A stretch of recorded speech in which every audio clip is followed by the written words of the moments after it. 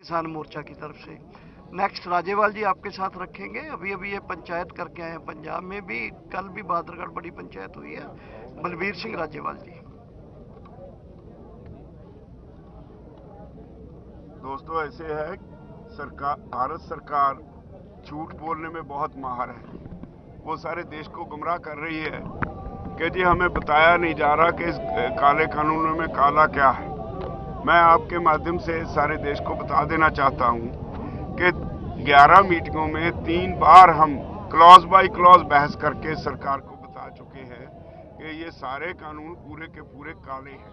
और वो हर क्लॉज पे बहस के दौरान लिखते रहे कि इसको अमेंड कर देते हैं, इसको भी अमेंड कर देते हैं, इसको भी अमेंड कर देते हैं, और अखीर में कहते हैं ये सारा अमेंड कर देते हैं। तो हमने कहा अगर सारा अमेंड करना है तो इसे वापस ले लो। तो सरकार बार बार झूठ बोल रही है, और अब तो सरकार बिल्कुल उखड़ गई है लगता है। हमारे देश के प्रधानमंत्री, हर प्रधानमंत्री जो एक शब्द भी बोलता है अपने मुंह से, दुनिया के लोग उसके नाप तोल के उसका एनालिसिस करते हैं। और हमें बहुत दुख हुआ कि भारत के प्रधानमंत्री नरेंद्र मोदी, जो बार बार किसान को अन्नदाता अन्नदाता कहा करते थे, इतना उखड़ गए हैं। उन्होंने पार्लियामेंट में डिप्लोमेटिक गालियां दी किसान को, उन्हें आंदोलनजीवी कहा, उन्हें पराजीवी कहा। पराजीवी का मतलब है हम गली के कीड़े हैं। अगर वो ऐसी गालियां किसान को देते हैं, हमारे भी दिल पे लिखी गई।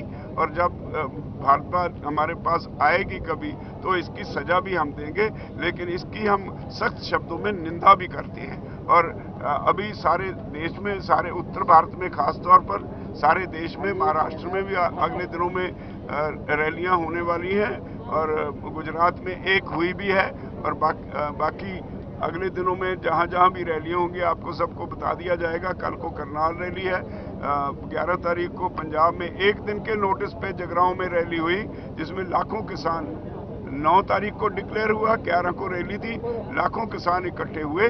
इसका मतलब है कि ये आंदोलन जन आंदोलन बन गया है, और घर घर में इसका सरकार के जो फैसले हैं उनका विरोध चल रहा है।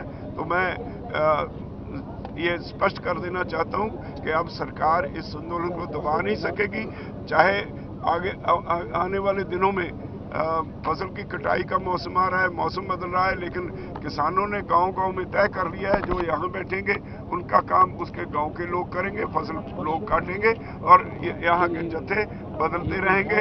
आंदोलन बंद नहीं होगा। आंदोलन पीसफुल था, पीसफुल है, पीसफुल रहेगा, इसमें कोई दो राय नहीं। अब सर गुरनाम सिंह। देखिए,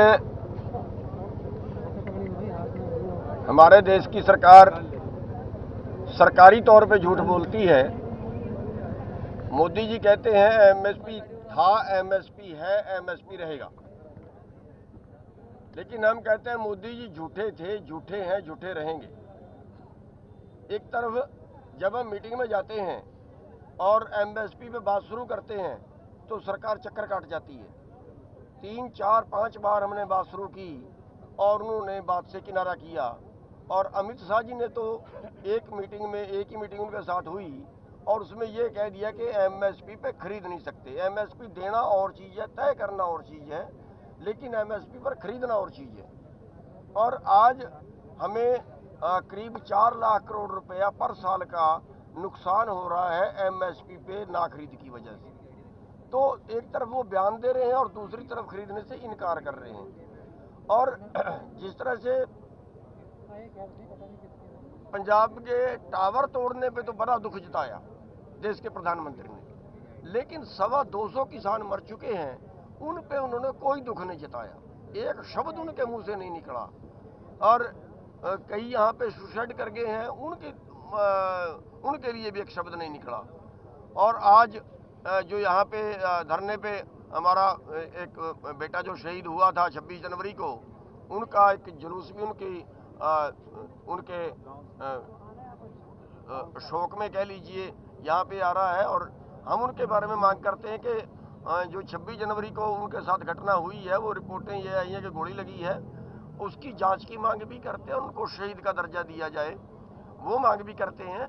और ये आंदोलन तब तक लड़ा जाएगा जब तक हम जीत के नहीं जाएंगे, जब तक हम इस आंदोलन को लड़ते रहेंगे।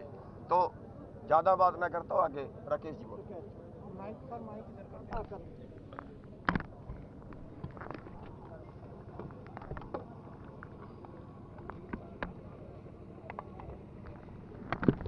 ये जो बॉर्डर है किसान क्रांति गेट गाजीपुर बॉर्डर, ये पूर्ण रूप से जो भी संयुक्त मोर्चा फैसला लेता है, हमारे फैसले सारे वहाँ पे ही होते हैं संघों पे, और जो मोर्चे के लोग हैं वो पूरा फैसला लेते हैं, कमेटी के लोग, और पूरा बॉर्डर पूर्ण रूप से साथ में है।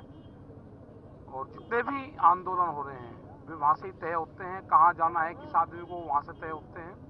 और जो भी 18 तारीख तक का 23 तक के जो प्रोग्राम लगे हैं उन पे सब पे हम काम कर रहे हैं।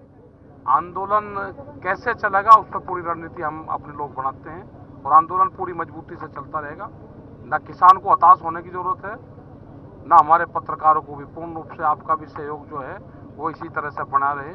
और कुछ एक खासियत और है कि कुछ पेपर बहुत उल्टा सुल्टा लिख रहे हैं, या तो वे पेपर वाले भी सुधर जाए, नहीं तो उनका फिर नाम हम उजागर जरूर करेंगे। मतलब गलत बयानबाजी करते हैं। पेपर वालों की भी जिम्मेदारी बनती है कि अगर देश टूट रहा है कहीं, वो कहते हैं कि जी एक मीटिंग में यहाँ कोई कभी पाकिस्तान का नारा नहीं लगा। एक पेपर ने कोट करके लिखा कि राकेश टिकैत हुआ था और उसमें पाकिस्तान के वहाँ जिंदाबाद के नारे लगे। मतलब ये एक नई चीज लेकर आए, तो मैं उस पेपर वाले का नाम अभी नहीं लेता, लेकिन इस तरह की हरकत ना करें। मैंने कभी जीवन में कुछ भी लिखा पेपर वालों ने, कभी उनको नहीं कहा, लेकिन इस तरह के इल्जाम मत लगाओ कि हमारी मौजूदगी में किसी की हिम्मत कोई पाकिस्तान का नारा लगा दे। उसको तो जिम्मेदारी पेपर वालों की भी बनती है कि ऐसे लोगों को तो पकड़े, और पेपर से पहले राष्ट्र हमारा है, उसको उनके वहीं पकड़ना था। कोई इस तरह का आदमी था, यहाँ इस तरह का नहीं था। तो हमारी सबकी जिम्मेदारी बनती है कि कोई अगर इस तरह का लोग हैं, कोई इस तरह की किसी ने हरकत करी है तो हमको जरूर बतावे। ये पूर्ण रूप से गलत चीज़ है। एक सवाल, हाँ आप बताओ। जिस दिन चक्का जाम हुआ था, हाँ जी, और उत्तर प्रदेश और उत्तराखंड में चक्का जाम नहीं करने का फैसला लिया हाँ। गया, उस समय उसके बाद ये भी बयान आया दर्शनपाल जी का कि जो राकेश टिकैत ने जो फैसला लिया वो जल्दीबाजी में फैसला। हाँ जल्दी हमें इनको नॉलेज नहीं थी उस टाइम पे, राज्यपाल जी थे, उनको बताया था, और प्रेस सामने थी, तो हमको तुरंत लेना पड़ा और तुरंत ही इनसे बूझ लिया गया। इनको पता नहीं था, क्योंकि हमारे ही 1000 झंडे यहाँ से गए, यूनियन के तिरंगे झंडे गए, टोपियां खरीदी गई, और जब पता चला कि 10 के जगह करीब काशीपुर की साइड में जहाँ पे तराई वाली बेल्ट है वहाँ पे, और यहाँ पे वे झंडे बांटे गए और लोग तैयार करे गए, और जहाँ पे हमारे प्रस्तावित जाम थे ही नहीं वहाँ पे वे लोग जाम लगाते, हमारे लोग वहाँ थे ही नहीं, वे डंडाबाजी करते, यूनियन के झंडे लगा के करते, जवाबदेही हमारी होती। तो इसलिए वहाँ पे इमरजेंसी में ही लेना पड़ा। हम रेल में सब उधार तार देंगे।